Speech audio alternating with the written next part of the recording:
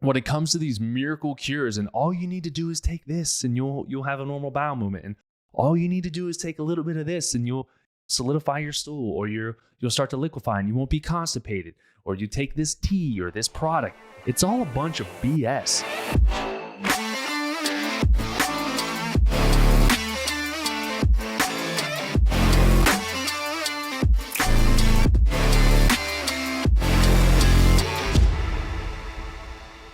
All right, ladies and gentlemen, welcome to another episode of the Jacque Show. So today I'm going to be talking about getting your crap together. And I'm excited to talk about this. I feel like it's really important as well. And the reason I think it's really important is because there's a lot of people out there who are trying to figure out, what is normal. We talk about gut. We see gut health all the time. For anything like me, I'm getting marketed 24/7 on gut products, magical cures, so on and so forth. And this stuff just drives me nuts, but I want to properly educate you on the ways of your gut. How do you know if your gut's good? Well, the easiest way to tell if your gut is perfect or not is to be able to analyze your stool. So we're diving right in here today. We're going to talk about analyzing your stool. We're going to talk about the typical types of infections that will cause one or the other, and why I absolutely hate when people are online marketing a miracle cure for constipation or diarrhea, when in fact, that is just a lifestyle supplement. So let's dive in. I'm probably going to get pretty heated here today, so let's dive in. Normal bowel movement wise, when people are like, hey, what's normal? What is normal in the realm of bowel movements? We want to average anywhere from 2 to 4 bowel movements per day. Okay, 2 to 4 bowel movements per day. That means, 2 in the morning, 2 in the afternoon, or, 2 and 1, 1 and 2. Doesn't matter as long as you're getting in 2 to 4 bowel movements a day. Things that can interfere with proper bowel movements is lack of nutrition. So if we are in a calorie deficit and your coach or your trainer is trying to rob your body of vital nutrients, making you eat a 500 calorie diet or some other sort of like barely making it by diet, then your bowel movements are going to be few and far between. And not only that, but your body will suffer from that lack of nutrients, that lack of calories. So when it comes to the bowel movements, figuring if you're like, hey, I have 1 bowel movement a day, well, you're clinically considered to be constipated. If you have 2 bowel movements a day, okay, now you start pushing into the normal realm. If you have 6, 7, 8, 9, 10 bowel movements a day, then we're like, all right, you probably are pushing some inflammatory bowel disease, which is just causing a rapid exit of your stool to leave your body. So 2 to 4 bowel movements, normal, in a day, not a week, in a day. I've had patients that have come to me who don't have a bowel movement for 7 days, for 3 weeks, for any prolonged extended period of time. And the first thing I think, I'm like, oh my gosh, this is where we got to start. We have to figure this out. We have to figure out that cause as to why the bowels are moving the way that they are. So when we look at what typically causes those types of complaints, number one, again, something that I'm seeing quite often since COVID hit, is the amount of stress that people are under, whether it's work stress or relational stress, that symptom of sympathetic dominance where you're in fight or flight all the time. You're going to be taking all the vital nutrients, all the vital flow, the energy away from your digestive organs, and you're putting it out into the skeletal muscles elsewhere in the body as well. But that you're not paying attention to the parasympathetic dominance, which would be your rest and digest, which is where we digest food properly.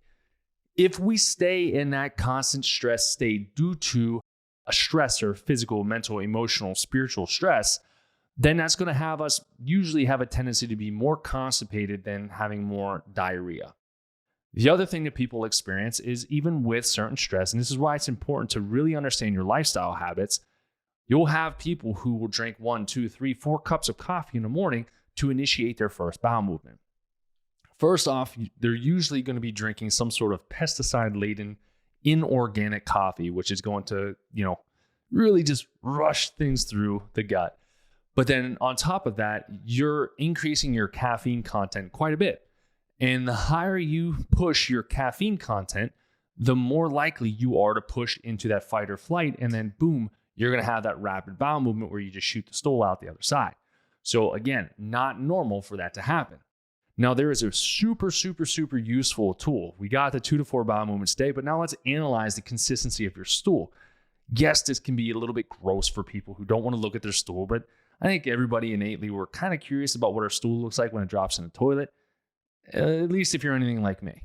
So there's a Bristol chart or Bristol Stool Analysis Chart that you can easily Google, and you can figure out what type of consistency your stool is.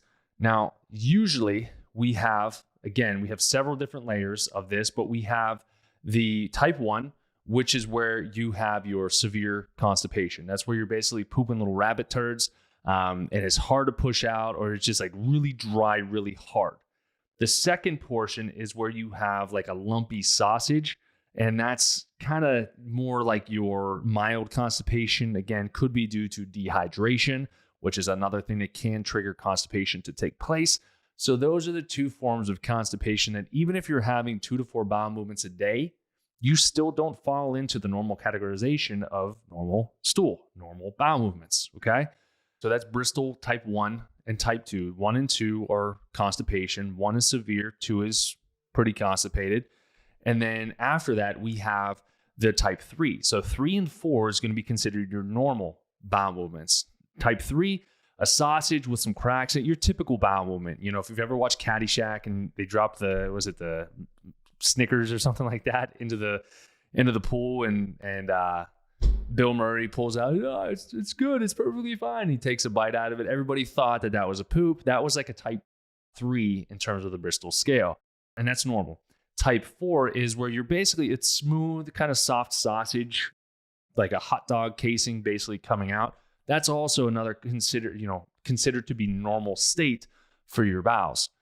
Then we start pushing up past that. We have type 5, and that's where we have kind of like these little gobby blobs that are just getting kind of pushed out there. A patient described it as kind of like power washing the toilet a little bit, where it's just getting really sticky. It's getting stuck, kind of tarry at some points. But it's the stuff that when it hits the toilet, it kind of it's so improperly formed that it just kind of falls apart. Now, sometimes that can mean that you're lacking fiber. Again, just approach your diet. Again, diet and lifestyle is going to be huge on this. And if you start supplementing in with a proper fiber supplement, and I'm not talking about Metamucil or like fiber gummies, like love my dad to death, but he has fiber gummies by his bedside, something of quality substance, starchy vegetables, or like a healthy, holistic fiber. We use paleo fiber in our house to make sure we're getting a proper fiber intake. Proper amount. Try to get about 35 grams of fiber in a day to have proper regulatory bowel movements. A lot of people notice a huge difference just with adding fiber if you're not getting it in from whole foods. Now, going on to type 6, that's where we're going to have kind of mushy with ragged edges, where it's just kind of like the first one was blobs and kind of well-formed. This one's just like, trying to think, like pieces of straw, like small pieces of straw just thrown into the toilet, kind of being a little bit gross overall. Just very, very ill-formed, and you can usually notice some sort of issues with digestion through this as well. We're like, I feel like I ate something wrong. You're going to have some of this. It's going to be a form of mild diarrhea. And then type 7 is going to be where you're basically just no solid pieces at all. You're just spraying water in a toilet, wondering what you ate that caused that to happen. Okay. So normal bowel movements 2 to 4 times a day. Normal bowels, okay, bowel description is going to be your type 3 and type 4 on the Bristol scale. So if you're driving, you're listening to this, don't go and Google this, but make a note to really analyze this, because your gut, your digestive tract is so impactful, because when your gut is inflamed, either be it constipated or diarrhea, you're going to have so many processes that are going to struggle. We're going to have difficult time with conversion of T4 to T3 in your thyroid hormones. We're going to have an increase in perceived stress from less, dramatic events. If a butterfly comes across and lands on my computer and I have a bad gut day and I'm just like, this is insane. Why are all these butterflies in here? Versus like, it's a pretty butterfly. Think about the last time you had the stomach bug or the stomach flu, which I know it kind of swept through the country in the beginning of this year. Think about how happy you were. You weren't. You were miserable. You were short. You were irritable. So when your gut is consistently inflamed like this, what's going to happen is your body's going to have to compensate for that level of inflammation. So when it comes to these, and this is what drives me bonkers, when it comes to these miracle cures, and all you need to do is take this and you'll have a normal bowel movement, and all you need to do is take a little bit of this and you'll solidify your stool, or you'll start to liquefy and you won't be constipated, or you take this tea or this product. It's all a bunch of BS. Because listen, can you be nutrient deficient? Absolutely. First things to do in order to fix your stool, okay? Avoid inflammatory foods. Processed sugars will make bad bacteria grow. You're going to have more type of either constipation or diarrhea because the bad guys are growing. So diet, we've got gluten, we've got dairy, we've got corn, we've got soy, all of which are massively inflammatory to the bowels. I do not care if somebody says dairy is good for you and you need dairy for your strong bones. It's a bunch of BS. Moms out there or parents out there who are trying to get their kids milk to try to get their bones strong, know that you have been lied to. Do the actual research on that. And you're putting in antibiotics, you're putting in processed sugars that are being processed in there through that as well, causing massive dysfunction of the gut microbiome. And then you're wondering why your kids have ear infections or chronic illnesses, or they just feel kind of lethargic, or they're overweight, they're type 2 diabetic. All of that has to do with the gut. So analyze, are you dehydrated? Make sure you drink at least half your body weight in ounces each day. All right. Then go into those avoidance of foods. Then make sure you're getting in about 35 grams of fiber per day, and then see how your bowels are functioning. Okay. Those are lifestyle overhauls. Those are lifestyle hacks to be able to get your bowels to give you a new set point normal. Okay. All of which, it's not a diet. It's not a dietary shift or change. It's a nutritional lifestyle shift. It's a healthy lifestyle. So you need to understand that when you do these switches, you do not go back to the old version where you did eat all those things. You were dehydrated. You did eat corn, dairy, gluten, soy, and you're like, oh, it didn't work. Well, you inflamed your body again. What did you think was going to happen? Okay. It's like having a painting and you just pour paint thinner on it. You're like, I don't know why the paint thinner is taking the paint off. And then you come back over and you pour paint on it again. And you're like, what? Well, I didn't do it for a little bit and the paint stayed there. And then I poured more on and all of a sudden more came off. This didn't work. You're adding fuel to the fire. You're making things more problematic. Okay. Now, in terms of levels past that, when people are like, you just need this. Okay. Number one thing people will tell you to take is magnesium. Now, as Americans, are we magnesium deficient? Pretty much. Again, especially the past couple of years, the more stressed we are, the more we're going to burn through our magnesium stores. The more we'll also burn through our amino acids, which will cause more damage to our intestinal tract lining because our bodies will become catabolic and be cannibalist, and it'll start eating itself to release things like glutamine to be able to fuel the stress response. Okay? So getting those understood, the magnesium, yes, that can be something that can help to influence your bowel movements, okay? But you should also be able to get that in from the majority of your foods. You shouldn't have to supplement in quite aggressively with magnesium unless you're constantly under a state of stress. Remember, supplements are designed to supplement your current lifestyle. If your lifestyle never changes, your problems will remain the same, even though they may be lessened. If you stop the protocol, what's going to happen? Just like if you stop a medication, you're just going to go back to the same symptoms that you got treated to begin with because you never fixed the underlying cause, the underlying problem. Okay? So magnesium is something that's massively impactful. Okay? Now, is magnesium okay in the short interim? If you're like, hey, I'm not pooping. It's like a week, it's 3 days, it's 5 days, I'm not pooping. Should I take magnesium? I'm not telling you to not take it. I'm telling you, find out why your body is requiring so much magnesium, okay? The next step past that, okay, there are certain antibiotics or certain antifungals or certain medications that can cause constipation. Opioids, painkillers, are one of the top ones. And an example that I still use to this date is when I got jumped and almost died in 2009, I was on a morphine drip for 3 days, okay? When I got released from the hospital, they gave me like this crazy oxycodone, and they gave me this little tiny itty bitty red pill. And they're like, if you get constipated, take this little itty bitty red pill. I'm like, why would I get constipated? I'm taking these painkillers because my freaking whole body is falling apart. And then I'm like, whoop, it's been 4 days. It's been 3 days. I don't remember the exact amount of time, but it was numerous days. I'm like, all right, let's take this red pill and poof, liquefied everything out. I have no idea what the red pill was. I just know it was some magic poop pill that made me poop. So opioids can have a profound impact on digestive health.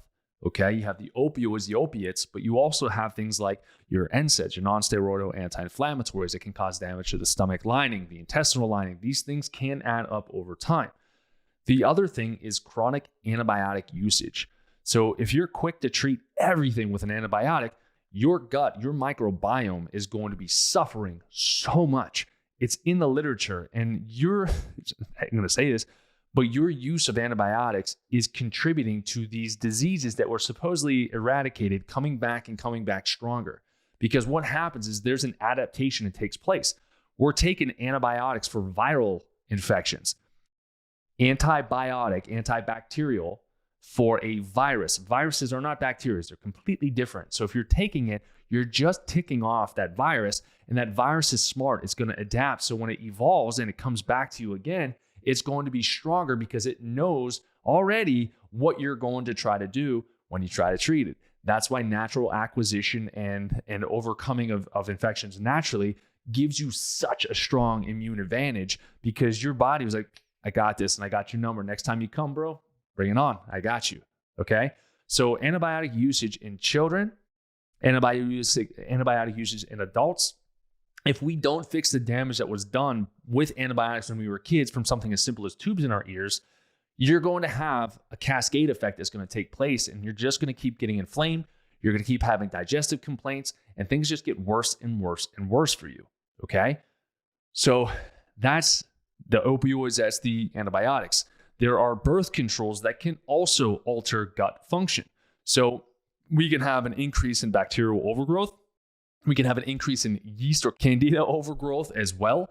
And those can have a varying effect or varying impact on your stool. So what happens is I've had people come off of birth control or even SSRIs, okay, some antidepressants, anti-anxiety meds, and they get constipated. They get so impacted. They're like, what happened? Well, when it reduced the stress, okay, when it reduced the stress on your body, it relaxed your muscles for peristalsis, and it allowed for bowels to start moving again. You weren't so like, and holding on to absolutely everything, okay? So medications have a profound impact on your gut health. Look at the side effects. If it says anything about nausea, vomiting, diarrhea, severe constipation, anal leakage, that's still, I don't know how any medications on the market that anal leakage is a side effect. I don't think that whatever you're taking that for would be worse than the anal leakage, but that's beside the point, okay? Now, in terms of clinical patterns that I have seen, okay, usually there are certain classifications of what's going to cause your bowels to slow down. We talked about the stress component. We talked about the nutrition component. We talked about the short medication component to it, but there's three main infections that we deal with on a daily basis, right? We have our viral infections. Okay, we talked about that one, but then we're talking about right now parasites, yeast, and bacterial overgrowth. All of those things that we talked about leading up into this causes an increase in growth and expansion of these cultures because you're either nourishing your gut or poisoning your gut. Okay, so when we talk about candida is one of the most sinister things that has happened, that has been known to man, because it's one of the most elusive infections that you can have. When you try to do stool analysis, the test that we use is incredibly accurate. It's incredibly potent. But yeast, by the time you transfer and get that culture out to the lab to get tested, it usually dies because you took it out of the environment that it was using to grow. You eliminate food source, you eliminate that environment, it has a very hard time staying alive. So if you have a white tongue, if you've got thrush, if you've got bad breath, if you've got white fingernails, yellow fingernails, like, it looks like you have a fungal infection, or even some skin rashes, that could all be signs that you're dealing with candida or yeast. And the way that I usually see that clinically is that if you've got yeast or candida overgrowth, it will slow down your bowels. So you'll be more constipated with that being present. So if I'm telling you, you need to take magnesium and you're just pushing things through time and time and time again, but you never eliminate that yeast, you're going to be stuck on that magnesium for the rest of your life while you still have an infection that is subclinical, that may be hitting you and doing things to you without even your knowledge. Subclinical means it's alive without giving you symptoms. So it's just progressively weakening your body until all of a sudden you have a stressful event and boom, you lose your health. And you're like, what happened? Well, you've had yeast that has just taken over your gut, okay? Because you either have the good guys or the bad guys. You have to figure out that balance. That's where stool tests come into play. So again, this is why I hate when people are like, oh, you just need this bowel mover. You just need this thing. You just need this. Figure out the why. Otherwise, you're just a holistic medical doctor. You're giving patch repair for things that need to be addressed. You're spraying over your check engine light. You're ripping batteries out of the fire alarm. You are ignoring the problem. Ignoring the problem never makes it get better. When it comes to bacterial infections, we usually see the opposite. Bacterial infections are usually going to be seen with irritable bowel syndrome, irritable bowel disease, which tends to speed the digestive process up, and you just liquid. So if somebody's like, well, let's give you this fiber supplement and let's give you, Saccharomyces boulardii, which it does work. Again, Sac boulardii is really good, but it's patch repair. Can it boost your immune system? Yes. Is it a pretty tremendous supplement overall? Absolutely. Yes, yes, and yes. However, it can still be used as patch repair while you're trying to figure out the problem. Say, for example, your kid's pooping himself and he can't stop. And I'm not going to be like, oh, let's run a stool test. Let's wait 3 weeks, 2 weeks for us to get this result back before we read it and tell you what to do. No, I'm going to give your kid Floromyces or Saccharomyces boulardii. I'm going to give your kid that in a proper dose. It's just going to bind it up so he doesn't get dehydrated. But then when we get those results back, even if the kid's diarrhea stopped, we still need to address the underlying cause. This is what makes me nuts. I could make millions and billions of dollars if I wanted to, creating these so-called products and kits that this is all you need. But ethically, I would not be able to sleep with myself at night. I would have so much anxiety because I know the doctor in me knows that that is going to mislead a patient to improperly assess their health, because that's letting people know, hey, don't worry, if the symptoms are gone, you're healthy. And that lets people think, yeah, listen, I'm going to judge my health off of how I look or how I feel, which couldn't be further from the truth. When I looked my best, when I was competing in bodybuilding, I was the sickest I had ever been. So you can't say if you look healthy that you are healthy. If you have the absence of symptoms, then you are healthy. That's a crock of poop. Load of crap. We're talking about it. You might as well just keep it going, right? So make sure we understand that underlying cause. Do a stool analysis and figure out what that underlying cause is. Do the lifestyle adaptations and changes, and that's what allows for the results to stick, okay? Parasites can sometimes go both ways. Usually, from what I've seen, they're going to cause more diarrhea, gas, bloating, but we can have massive constipation that takes place as well. Remember, parasites, they want to kind of slowly kill you, but keep you alive because you're the host for them. So it's kind of like, I think of it like Venom, because I love like all that stuff. But Venom, I can't call it as a superhero. He's kind of the symbiote. It attaches on you and it slowly sucks the life out of you. And so if you try to kick it out of your body and make it an inhabitable environment or an unfavorable environment, it's going to do everything it can to maintain that happy little bubble that it has. You know, yeast can do the same thing. It causes constipation. It picks through your stool to make sure it gets any morsel of sugar or whatever it needs to grow and make that culture balanced in favor of yeast. So when we talk about your bowel movements, okay, remembering 2 to 4 bowel movements a day. Bristol score of type 3 or type 4 is normal for bowel movements. If you still do that and you do that analysis and it's not normal, assess your water, half your body weight in ounces. Make sure you're avoiding dairy, corn, gluten, and soy, and processed sugar or just sugar in general. Another thing that I'm throwing into the mix here as well, watch out for the gums. The guar gums, gellan gums, xanthan gums. Those things have a huge tendency to make you bloated, and it can cause constipation as well. I've had several patients who switch from cow's milk to dairy-free stuff, almond milk, oat milk, and in there you have these gelatinous substances that are causing people to have really bad gastrointestinal problems. I'm seeing it almost 100% of the time. We fell victim to it too, where I just got frustrated because my coffee, first world problems, but my coffee maker has this little rubber tube that goes and drops coffee at frost and pours into a coffee cup. And it was getting disgusting. It was like literally like there was gum getting stuck in this little tube. And I couldn't clean it out. I'm like, this is ridiculous. And then Megan was like, it's just spitting milk substitute in there. And I'm like, this is gross. It tastes gross. It looks gross. What the heck? And then we switched to like Elmhurst. We have some Elmhurst stuff. We've got 3 nuts. We've used Malk. All of those have no guar gums or any gums in them at all. It's just the nut and filtered water, or some flavors if you want flavors. We even make creamers that way, which again, totally natural. So know this diet and lifestyle thing. There's so many different pieces, so many different moving parts to this, that I'm not telling you to supplement to make yourself feel better. I'm telling you, don't stop there. Find out why. Find out why your body adapted that way to begin with. Just when I talk about cancer, your body adapted to that environment by expressing cancer. It had to in order to survive. Otherwise, your cells would just explode and you'd lose your freaking arm, or you'd lose your leg, because your cells would suffocate in that environment. They don't have a fuel source. They don't have an oxygen source. They have lactic acid. So when it comes to the next craze that you see on Instagram, or you see on Facebook, if people still use Facebook or Twitter or whatever, make sure you understand that it goes so much deeper than what they're selling you. Okay? Again, I'm not telling you don't do it to feel better, but make sure you find that underlying cause, because ignorance is not bliss whenever it comes to your health. Health is not how you look or how you feel. It's how your body is functioning. You need 100% of your organs functioning 100% of the time. And when we talk about that aspect of things, another thing that has a tendency to throw off digestion quite a bit, and then have an impact on hormones and all these other pieces, is when you have your gallbladder removed, right? A very common surgery. A lot of people have had it done, but then they're not told what to do after you get your gallbladder removed. And we typically have issues with diarrhea associated with gallbladder removal.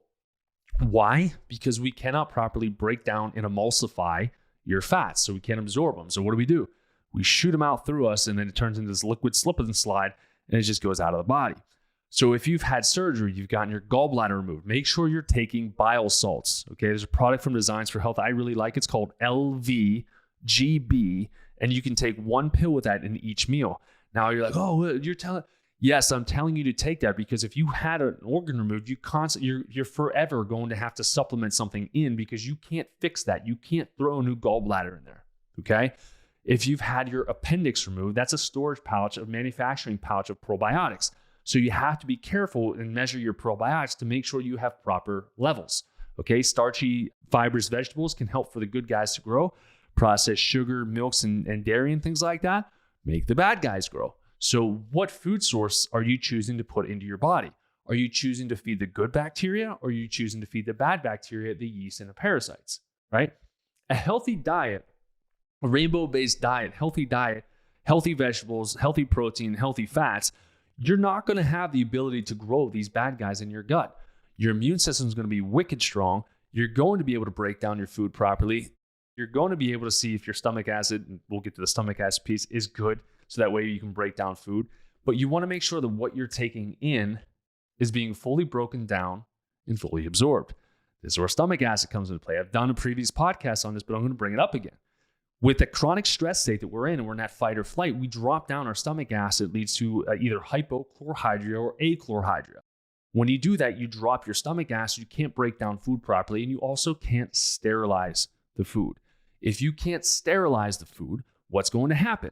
You're going to pass more infection from your stomach down into your gut. You're going to have undigested food. And yes, it can lead to either constipation and or diarrhea, or back and forth. So know your digestive tract. Know it inside and out. And the best way to do that is to get a stool analysis. So if you haven't had that done, something that we're going to do, and we'll figure this out. If you go, after you're done listening to this, because I'm wrapping up here, if you go to this podcast page, wherever you're listening to this on, go and give us a 5-star review. Write us a great review on this as well.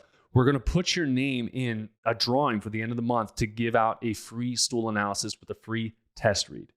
Okay?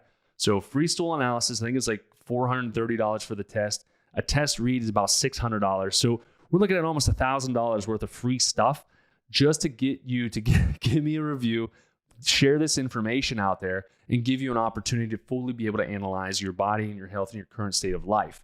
So Again, hopefully this message resonated with you. Please don't fall victim to these multi-level marketing companies or these holistic gurus with no real degrees and background. They don't really know what they're talking about, but they're great businessmen or businesswomen and are trying to push something to you. And I had a patient, it was great. And they were saying the harder somebody pushes you to take something, the more red flags you should start putting up there. And you should really analyze what they're trying to sell, okay? Are they trying to fund their next car or their next house, or are they trying to actually get you healthy? Because nobody's going to be getting you healthy by just shoving a whole bunch of supplements your way and saying, just buy this on an auto repeat or auto ship because you're going to need this for the rest of your life. Okay. So I probably offended a lot of people out there who are listening to this. If you sell this stuff, hey, if you need better education, I've got a coaching program for you that I created. You'll learn how to do proper stool analysis so that way you can actually make a good impact and a lasting impact on your patient. Remember, supplements are designed to supplement your current state of health based off your current lifestyle. If you keep your lifestyle the same, your diet the same, and you just take a supplement or a medication, it's just a permission slip to keep living that same lifestyle that made you sick. Okay? So I'm out. Remember, go leave 5-star review, write me a review, and then we'll put your name in for a drawing at the end of this month, the end of the month of April, and we'll be able to get a free stool test out to you. And we'll do a free test read so that way you can see exactly what's going on. So thank you for tuning in today. A little bit shorter one so it's easier to consume. And I appreciate you all for listening.